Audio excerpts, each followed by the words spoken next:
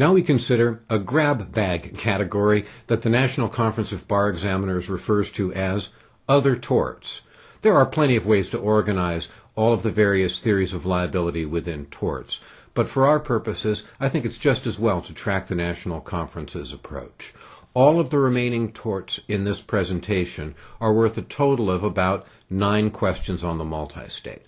So taken as a whole, the material that we're about to cover is a little bit more important than intentional torts. But as you'll see, there are quite a few little issues here, and this is material that is somewhat less important than the big topics in torts. Still, it's tested frequently. Most of it's actually fairly straightforward, and these torts often show up on the essays. So it's important to understand how they work, and so we'll get right into them. The first of these torts is nuisance, and nuisance is where the law of torts touches the law of real property. So on an essay question or an MBE question, we can have a fact pattern arising out of the law of real property where valid theories of liability actually can arise from the law of torts. So with regard to nuisance, we know that nuisance, broadly speaking, is some interference with the plaintiff's use and enjoyment of his or her real property. We can distinguish nuisance from trespass in a very simple, almost a black and white fashion. Trespass interferes with the plaintiff's possession of real property, whereas nuisance interferes with the plaintiff's use and enjoyment of his or her real property. So, as we consider nuisance in a little bit more depth, we see that nuisance breaks down into 2 categories: private nuisance and public nuisance. And I can give you a good idea of a hypothetical which allows us to look at both of them. Suppose we've got a crack house that's operating in a residential neighborhood. I think we could all agree that this crack house likely could constitute a public nuisance because it interferes with the use and enjoyment of the whole neighborhood. And so just about everybody in the community would agree that this is a public nuisance. Now, let's make this hypothetical a little bit sharper. Suppose the crack house is actually half of a duplex, and the other half of the duplex is occupied by a simple family. So we've got a family sharing a duplex with a crack house.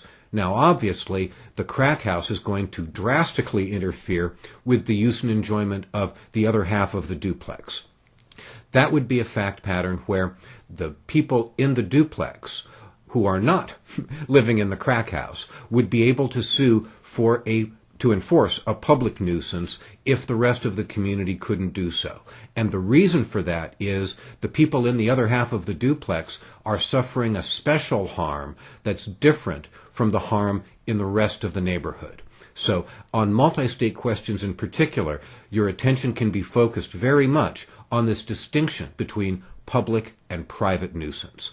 In order for a private citizen to be able to bring a cause of action for public nuisance, we've got to show that the community as a whole is not taking action, and we've got to show that that private citizen has some special type of harm that is not just a greater level of the same harm everybody else is suffering. So, in the hypothetical with the duplex, half of which is a crack house, we can appreciate that the people on the other half of the duplex would suffer different harms, in addition to all of the harms that the rest of the neighborhood is suffering. Now, let's look a little bit more closely at the elements of nuisance.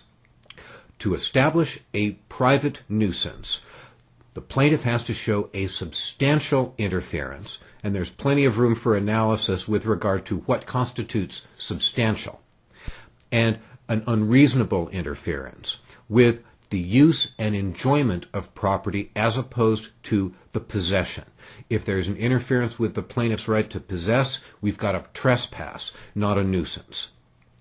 Now, this cause of action, nuisance, is one of the first that we've had a look at where a principal remedy is equitable relief. And we'll focus on equitable relief during our segment on remedies in just a few segments from now. But keep in mind that there are different ways to recompense a plaintiff who is successful in establishing a nuisance claim. The first of these would be damages. How much would it cost to abate the nuisance or to compensate the plaintiff for the plaintiff's reduction of enjoyment of his or her property? That would be a damages remedy.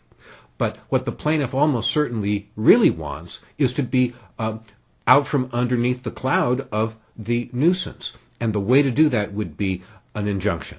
And we would go through first the elements of liability for nuisance, and then separately we would go through the elements of equitable relief, which we'll cover in a section on remedies very shortly.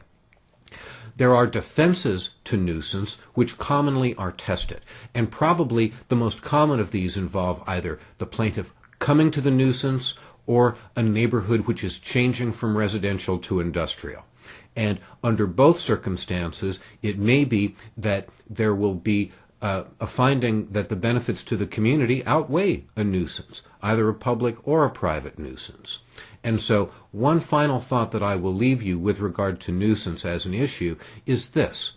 Often as we consider whether or not the conduct of the defendant constitutes a public nuisance, we have to do a balancing test between the possible benefits to the community and the harm to the community caused by the nuisance. Now, think about this.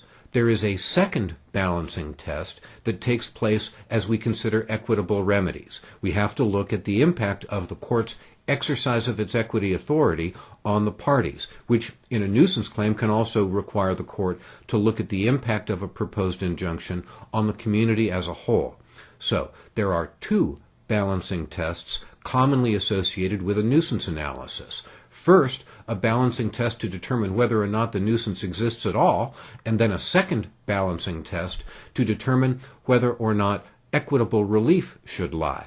And it's possible that the defense might prevail at the remedies level, even if the defendant has lost at the time of the theory of liability. And that's about all you really need to know about nuisance before you get into practice.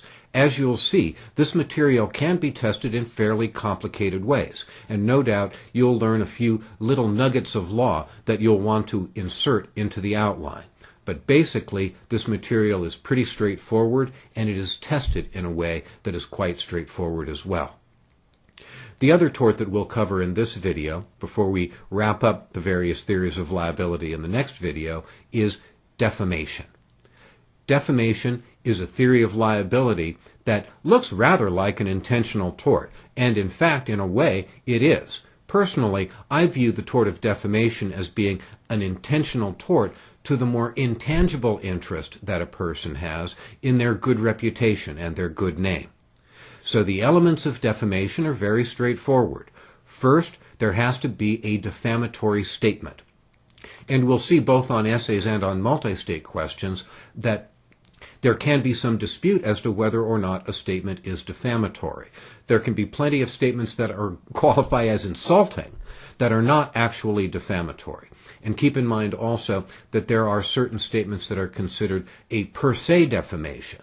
And in a per se defamation, the plaintiff need not prove damages. We'll assume damages, and we'll go on to litigate the case and find out what the remedies ought to be, assuming that the per se defamatory statement can be proven. Obviously, that statement has to be about the plaintiff. In legal terms, we describe it as being of or concerning the plaintiff. And then next we turn to publication. This is another issue that is tested fairly commonly on the multi-state, you'll find, and it also can come up on the essays. Publication.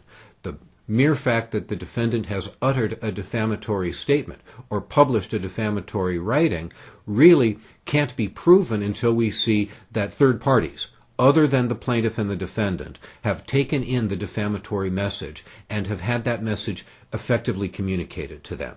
Once again, there's room for splitting hairs here with regard to facts that require your consideration. But when you take a step back, it's fairly straightforward. There has to be a defamatory statement about the plaintiff made by the defendant and published to a third party. And if the statement is not a per se defamation, the plaintiff also has to be able to establish damages. And if the plaintiff can't show harm for a non-per se defamation, the plaintiff loses. And it's as simple as that.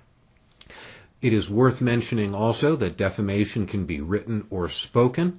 And as we turn to the defenses, that a defendant can offer when the plaintiff is bringing a defamation action, here we see where the law of torts touches constitutional law, because an obvious defense, anytime someone is being civilly or criminally punished for speech, is to fall back on the First Amendment and indicate, yes, I made the statement, but my statement was privileged under the First Amendment.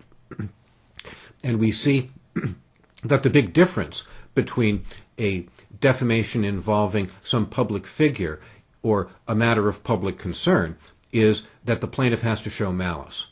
And malice can be defined as actual knowledge of the falsehood or reckless indifference to the truth.